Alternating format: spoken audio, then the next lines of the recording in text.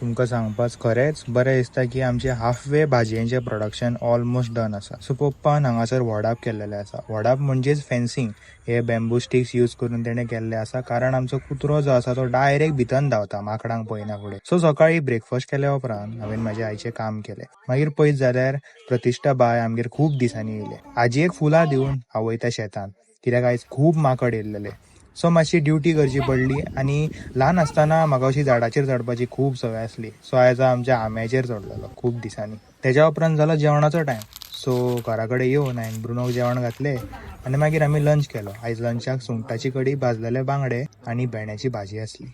खूब दीस जाले आमच्या इवीच्या फाटल्या टायराचे वारे सुट्टाले आनी पंक्चरूच मेळनासलो. सो आयज तो फायनली पंक्चर आमकां मेळ्ळो. तेज्या उपरांत घरा येवन हांव फ्रेश बी जावन मम्मींक बी घेवन गेलो म्हापसा मार्केटान बाजार करपा खातीर. आनी आमी सगळेच जाणात की होळयेच्या टायमार गडे उत्सव हे आमच्या गोंयान खूब मोठ्या प्रमाणान जाता. सो आयज हांव पावता साळान.